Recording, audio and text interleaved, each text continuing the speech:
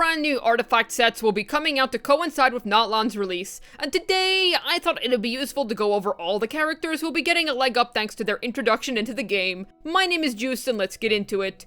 We'll start with Scroll of the Hero of Cinder City, because it'll be buffing the most amount of old characters. To briefly explain how it works, the two-piece will have the equipping character regenerate 6 flat energy when a quote-unquote nearby character triggers a Night Soul Burst. A Night Soul Burst is a mechanic where whenever you have a Natlan character in your team, dealing elemental damage can cause a Night Soul Burst. The cooldown of this depends on how many Natlan characters are in your team. 1 means 18 seconds, 2 means 12 seconds, and 3 means 9 seconds. The 4-piece provides a 15-second long 12% damage bonus to every elemental type involved when triggering a reaction. To specify, this means that whenever a Vaporize reaction is triggered as an example, there is both Pyro and Hydro involved in triggering that reaction, so both Pyro and Hydro receive the buff. This also means that you can provide damage bonus to Dendro, as if the equipping character is involved in burning, for example, then you also receive Dendro damage bonus percent. The second half of this passive is very Natlan biased. If the equipping character triggers a reaction while in the Night Soul state, which for those of you who don't know is whenever Natlan characters have a glowing aura like this, then the buff is increased by 28% and now lasts 20 seconds instead of 15, so altogether a 40% damage bonus. Pretty meaty! To clarify so that we're all on the same page, any character, even if they are not from Natlan, can trigger the 15-second long 12% damage bonus percent buff. The full 40% can only be triggered if the equipping character is from Natlan. Also, sadly, no. We cannot go infinite damage bonus mode and have 160% damage bonus by having 4 Natlan characters in the same team, all equipping this set. We aren't even gonna have that many Natlan characters when the region comes out in the first place. But anyways, the set specifies that damage bonus percent buffing from sets with the same name will not stack. I don't think they could have put it any clearer than that. Alright, enough explanatory yap. Let's get into who can actually use these artifact sets. Dia is the first candidate that comes to my mind because at last this gives her a viable use case as a damage bonus percent buffer. She'll be applicable within Mualani teams and is already a useful option within Ganyu Burn Melt. Now she'll be able to add damage bonus percent into that team's pool of buffs, and Emily Burning teams are also going to appreciate the damage bonus percent. Dia can finally provide offensive value with this set, which she seriously lacked before. Her main use case will most likely be with Mualani, and she'll be a good defensive pyro pick there. This isn't gonna overhaul Dia into a top meta unit or anything like that, but it's definitely gonna be highly beneficial to your potential group of use cases. Candace is also gonna be able to make effective use of this set. She works well in AoE Arlecchino Vape already, so she can help provide damage bonus percent in that team. And she can also do the same for Mualani, one of Candace's best partners in crime. It also gives Candace an effective 4-piece to hold on that team in the first place, since others like 4-piece Noblesse wouldn't have had any effect on the team, as Mualani is HP scaling. Nahida might sound really silly, but hear me out. In teams like Burn Vape where Dendro is mostly being used to keep up pyro application, not so much for the other properties of Dendro, Nahida holding Cinder City is unironically a viable route to take, because holding Deepwood or Gilded in Burn Vape simply doesn't offer anything to the team, whereas Cinder City does. Might I add that this is also good for other teams where Nahida is being used for burning up time like Ganyu Burn Melt. Another fun one that I'd like to point out is Zhongli. The way that Crystallize works is that, let's say you have an enemy that has Hydro applied on it. When you apply Geo to that Hydro aura and turn it into Crystallize, because it applied over a Hydro aura, it counts as a quote-unquote Hydro-related reaction. So with how Cinder City works, Zhongli could apply Crystallize onto an element and buff both Geo and set element in the process. This is cool since we're getting a lot more HP-based buffers nowadays, so Tenacity isn't going to work with everyone.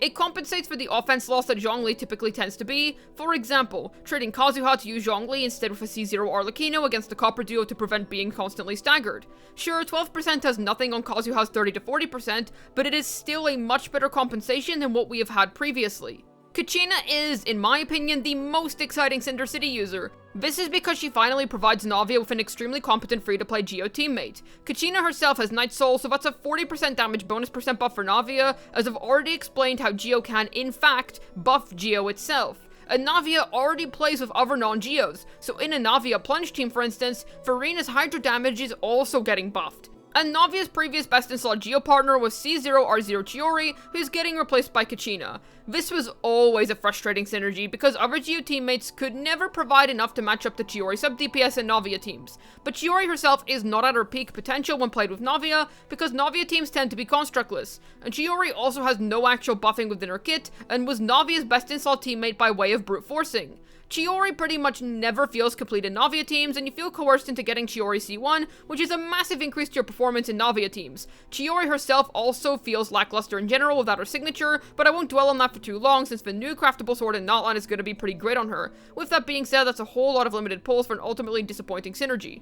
Whereas Kachina is going to be free, will actually buff Navia with Cinder City, is Geo so she can generate Crystallize and help Navia stack up shrapnel stacks, and is on the whole a really powerful Navia support. Not to mention that unlike Chiori, she is free, and she performs on the same level as the C0R1 Chiori and Navia teams, saving you from having to pull an entire limited 5-star character. Yes, if you dump Chiori with Constellations, she will then beat out Kachina, but listen up, free-to-plays, Navia is soon to become one of the most free-to-play friendly DPSs in the game, very befitting of the generous Spina di Rosula. Navia can use the new Natlan craftable Claymore, can utilize the free Kachina, can utilize Bennett who is a highly contested and sought after 4-star, and can utilize the free Xiangling, all to form an amazing free-to-play team of Navia, Kachina, Bennett, and Xiangling.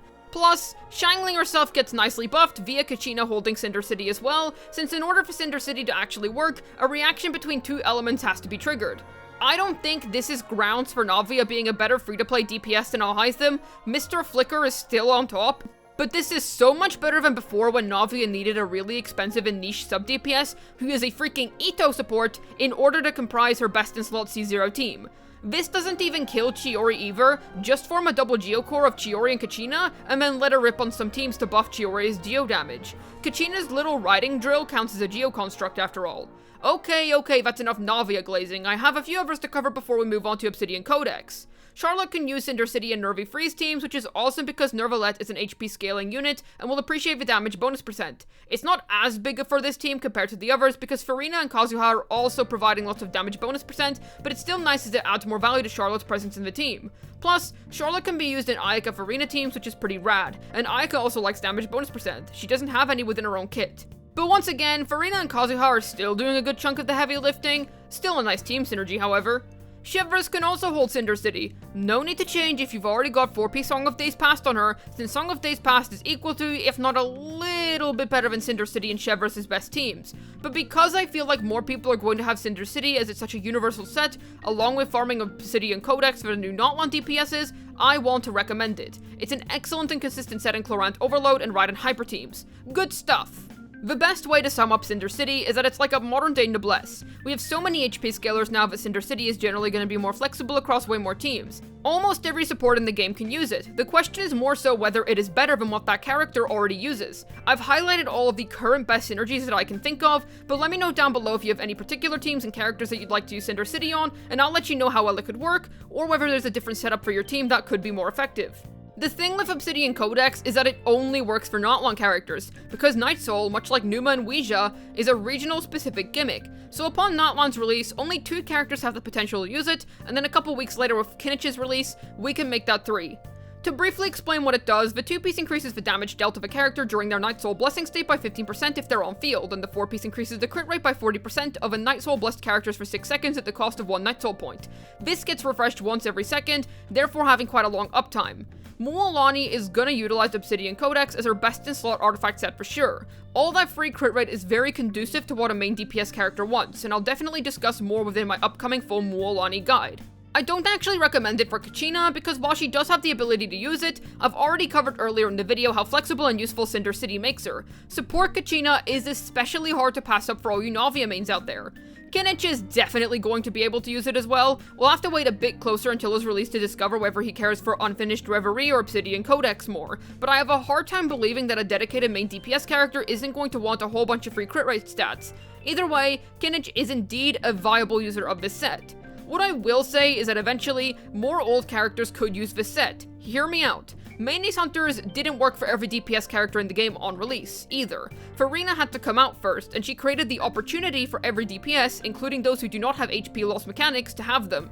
This allowed every DPS unit to be able to take advantage of the 4-piece. If Mavu Ika or some other future Natlan character gave every character a chance to have Night Soul somehow, then perhaps there could be more Obsidian Codex users. But I really wouldn't count on it because Night Soul seems more akin to Numa and Ouija. Those mechanics are specifically tied to Fontaine characters with no way to spread them. We'll have to wait for Mavu Ika to find out because if the Pyro Archon doesn't do this, then I don't think anyone else will in all honesty.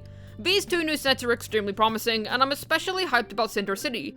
It's looking to be a very resin-efficient domain for many different kinds of players, and I personally can't wait to equip Cinder City on my future Kachina. I'll also probably stick it on my Chevres since I think I currently use my Chevres on some random pieces right now. In any case, the future's looking bright when it comes to buffing up all of these older units.